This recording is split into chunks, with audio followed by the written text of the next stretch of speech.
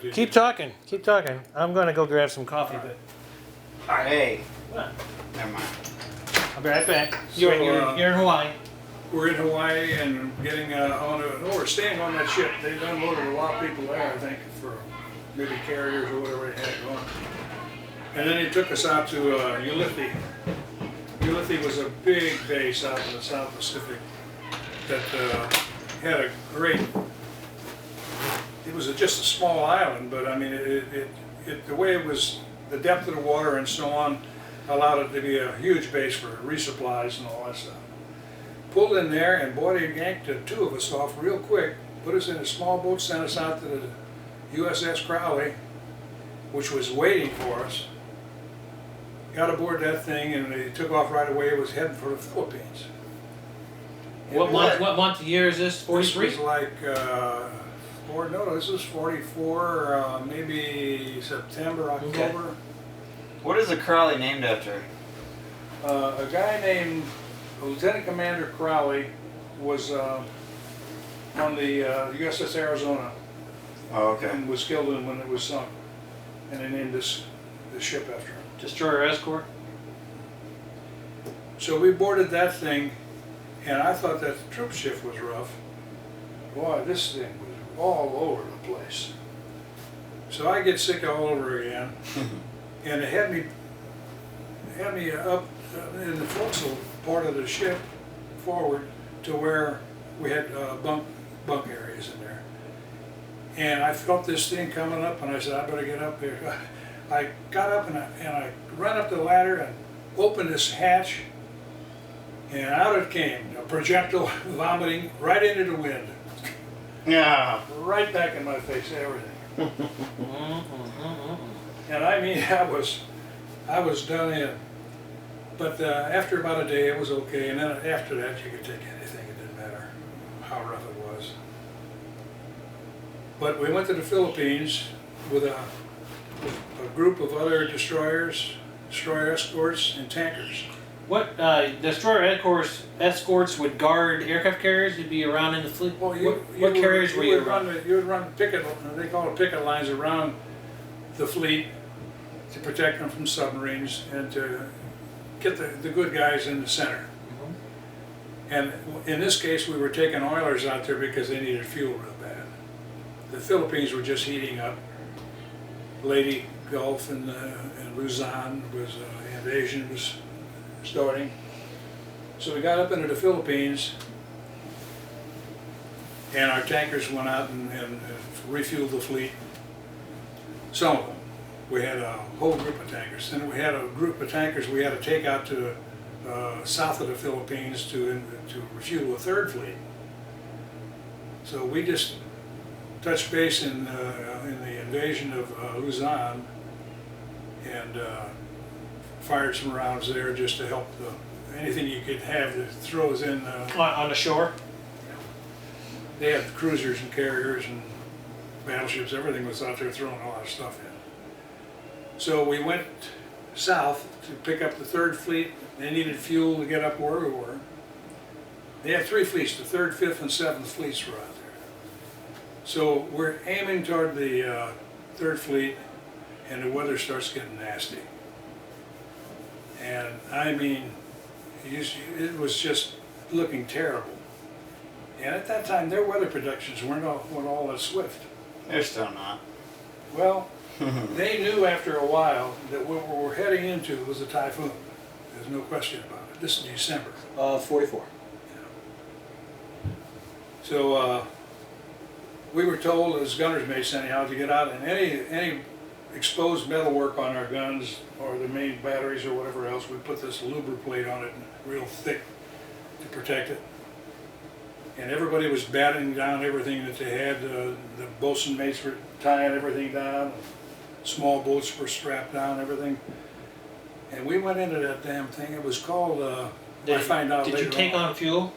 That's where we got it. We had to take on fuel along with the fleet. We were short on fuel at that time. Well, we figured if we get out of this rough stuff, we'll be better off. But we were going in where it was rougher. So you were able to take on fuel? No, not yet. Okay. Well, yeah, it's about this time they figured that when the picket the picket line should have their fuel already. So we were getting ready to take on fuel. But it was getting worse, and they didn't know how much worse it was going to get. So we started lining up behind these tankers.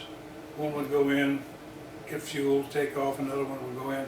And the situation for fueling a ship at sea is you bring your ship alongside the tanker, which is really low in the water here. I mean, there's this much space between the outside of that ship and the main deck. They're just full of oil. So you come up alongside them, your boatswain fires a line throwing gun. It's like a piece of nylon that's really strong. And he fires it over the ship, and they pick that up, and then tied to that is a line, bigger line to take over there. And they secure that line. Now you're secured to the tanker. Then they bring over the oil line itself is about this big, screw in on our side. And by the time we got up there, it was really rough. But you can imagine two ships side by side, and the water in between was extremely turbulent. It was just going wild. But we had enough slack in the line that it wouldn't actually break or anything. So we got hooked up and we got fuel. And there was 3 destroyers behind us, waiting to get fuel. That's JJ playing piano. That's And about that time, one of our lines broke while we were taking fuel. The oil went everywhere until they could turn it off from the oiler itself. Oh, don't tell the EPA that. Yeah, no kidding. you can't even drop a drip of oil on the ground now. But one of our guys made the mistake of stepping in the bite of a line, and you don't ever do that. You know, where there's a coil or something. Yeah, he stepped in there. He stepped in, and when those ships went like this, he went right up into that block. There was a tackle block up there going over to the other ship, and it had him by the one leg, and it just took it right down to the bone. Oh, Just immediately, it was stuck on that block till they could cut him down. wow, yeah. That's, And they got him down and away from things, and our lines broke, and the oil line itself separated, but we had enough fuel. Then the 3 destroyers still attempting to come in. It would not get calm, but it would get, the water would be a little different to where as bad as we needed oil, we're going to take a chance. And those 3 destroyers were the Spence, the Monahan, and the Hull, Hull. They tried, the first one tried, couldn't get hardly anything, and the lines broke and they pulled away. The second one came up and couldn't even get lines across. The third one broke off too. It was too bad to even attempt. Ships are going like this. Well, even in the calm water, when there's 2 ships riding side by side, it's turbulence in there, and they're going, one will roll this way, one will roll this way, and things tighten up real quick. But they couldn't refuel. And then things got unbelievable. I mean, and there was no way to fight that water. You went with it. If you're in a trough, and when that trough takes you this way, you go that way. When it comes the other way, you go this way. And what happens, you go this way, you look up and there's a wall of water. It's like a dream or something. Mm-hmm. A huge amount of water is going to come down on you, and then it rolls the other way, and now it's over here. But we were just wallowing in this trough, and this went on for, I guess the length of time we were in that typhoon was about 12 to 18 hours. Mm. We found out that the Spence and the Monahan and the Hull went down. They Capsizing? the clinometer that shows up on the deck, in the pilot house, how much roll you take was, I think for a destroyer and a DE, was something like a 60 degree roll was about maximum that you'd take. They were recording steady 70, 75 degree rolls. In other words, we'd go this way and the deck would go underwater. And then it would roll this way and the deck would go underwater. And it got to the point to where, without fuel to give them ballast, it went beyond that. and when it went beyond that, they went over. So these three capsized, and there was about 330 men, I think, on each one, so over 900 men. They got a few of them. Strangely enough, some of them washed up on these tankers. The tankers were low in the water, and they'd wash up onto the deck. And then hold on to something? Hold on to something. And the whole time we're talking 100-mile-an-hour winds. Oh, God. And so it's like, feels like sand hitting you. It was like you're being sandblasted. The water was coming over, the bow would go underwater, all the way under. And then it would just throw that water back up over the pilot house and on the ship. And the wind whipping it. So we were told to just tie yourself to anything that you think will hold. And we had everything battened down as tight as we could have them. And every once in a while, the cook would try to make it out of the mess hall with some sandwiches or something to try to get something up there to eat. But there wasn't anybody too hungry.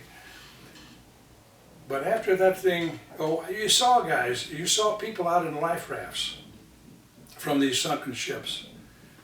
And you'd see them bob up over here. And before you could even think about trying to get them, which if you try to get out of that trough, you're going to tear yourself up, it would be good on you. And then they'd bob up over here, and over here. You don't know how many of those people were picked up or washed up on something or whatever else. So we ended up losing, I know, 900 men on the 3 destroyers that went down. And when it finally starts subsiding, ships were damaged badly. Tell me about the cook. Or somebody, you said there was an old salty guy you saw. Oh, my chief gunner's mate was about as nasty a guy as you ever want to see in your life. Been in the Navy all his life. And I was, 18 years old, something like that. I didn't, this was a sort of an exciting thing happening. So I'm tied up here on the boat deck, and I look down on the next deck, and he's on his knees praying. And I said, there's got to be more to this than I'm thinking. And he'd been around forever. So when it finally started to subside. Were you wearing that little silver dollar? Oh, yeah. That little Yes, 1922 silver dollar? Yeah, 26. 26, yeah. Where is that thing now? It's in my room. I mean to get it. Actually, I'm gonna get that right now. I keep forgetting. But when it started subsiding, and these big ships, surprisingly, they rode it out much better. The carriers and the battleships, we reached the fleet, but we couldn't refuel them. So when it finally leveled out, they could assess the damage, and boy, I mean, there was some damage on everything. The ones, I guess, that withstood that the best, we had a couple of seagoing tugs. They're flat bottom. I mean, they're just almost a flat bottom. And they were just like this, like everywhere, like a cork. But no damage, it was just a neatest thing. And then they were able to help some of the ships that were bad to tow them back in and so on. But after it subsided, the tankers refueled everything that they could, and the fleet headed out, and we went back to Ulithi, which was our home base, and they had a, what do you call those, where you could pull a ship in. R&R? No, where you pull a ship in to repair it. Dry dock? Dry dock, yeah. They had seagoing dry docks. And they would put a ship at a time in there and drain the water out and repair the damage and let it go and stick another one in. So the damage got all repaired, and then we went back out. And I find out later, much later, after I got home after the war, I read an article on this. It was called Typhoon. It was in the Reader's Digest, written by some lieutenant commander on one of these ships. It was Typhoon was named Cobra, and they said it was the worst typhoon ever recorded that the Navy had been involved in, or anyone had been involved in that part of the South Pacific.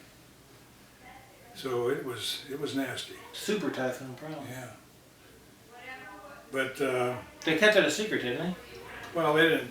In those days, you didn't come back here and announce you lost 900 people and 3 ships in a typhoon. Morale was bad enough anyhow. You know, to tell them that wouldn't do it any good. So it was just those 3 destroyers they lost? Yeah. Wow. So it wasn't just a lot of different ships. You were the last ship to take on. And they were the last next 3. And they didn't ever, none of those guys made it. Now, they tell me there were survivors, 5 or 6 were off of this one and a few off of this one. They told me that since they couldn't take on fuel, they attempted to flood their fuel tank. They transferred what fuel they had over from the port to starboard tanks and flooded with seawater the other tank to try to get some ballast. But the viscosity between seawater and oil is totally different. So they were predisposed. They were doing, maybe one time, the next time they're like this. So it didn't help. Now there's a group, and Greg and I were going to attend this last one, and Barb was pretty bad. I couldn't leave her. They have the survivors off of those ships meet about, every 2 or 3 years. And Greg is he's into this stuff. Everything I've told you, he knows. He contacted them, and they said, go ahead, he'd be happy to have us down there. I think it was somewhere in the southwest. And it was going to be... Why don't you hang on to that? Why don't you show it, It's get on not here, mine. go ahead and give it back to him. He said he's got a better solution to this now. I do. I also put in there I don't know what it is, but it's an old Iraqi coin. So this is $1 you wore around your neck during the whole war. Yeah. Nick took it to his first tour of What Iraq. is that? And Jesse wore it. It's like a Did you wear it every pen. day or just pretty I much? kept it in this and I put it in a plastic bag. And this is a $2,000 or $2,000. A 2000 Kennedy hat. Kennedy head with no holes in it. Okay. So you got your silver $1 back. That's cool because it's from 1926. And Well, I some told him change. he's welcome to it anytime you change your Wait. mind. These are yours. Huh? If you want them, hold on to. Okay. I was gonna say put that with it. That's my contribution to. Cause it's kind of cool. It's like not to say you're old or anything, but it's kind of historic, I think. And that's your bag for sure. Well, let's hope you don't get in enough danger that you wish you had it. Oh, I don't think so. He's got Well, you're supposed to go He's got somewhere in down on the July. side now. All right, so you made it through Typhoon Cobra. Yeah, and as soon as we got repairs and restocked, we headed for Iwo Jima. Iwo Jima is north. We're in the southern part of the Pacific, and Iwo Jima is north, more like the northern part of Japan. And boy, it wasn't really cold, but we felt cold. The blood had thinned out pretty good in the south. I had long underwear on going into Iwo Jima. And when we went into Iwo Jima, there was a whole array of ships already there. And there were bases around that they flew in. The bombers would come in daily, just bomb the hell out of that island. The battleships were sitting off, destroyers, cruisers, everything, pouring everything you had into that island. And if you saw the movie that Clint Eastwood put out, something about Iwo Jima, Right. you saw the kind of They had caves and bunkers built. so deep in there that you weren't going to get anybody. They might have closed a few of them up, but they can dig them right back out again too. But that went on until the actual invasion, and the Marines were going to take that island. They figured in a week, maybe 2. So they were going in, and this is not the normal, regular sand. This is black sand. It's that damn lava sand. And we're up there on our guns, anything that had a telescopic sight, watching this. They'd circle around, and then a group would go in, and another group would go in. And they hit the beach, and they were just devastated with the guns that the Japanese had there to just aim right onto that beach. So they were stuck in that sand. And it went on like that for days before they could make any headway at all. And then after they got in a little ways, and they used a lot of this Army stuff, what do you call it, when you run the pipes up there? And Bandoliers. Oh, Bangalore torpedoes. yeah, Bangalore torpedoes.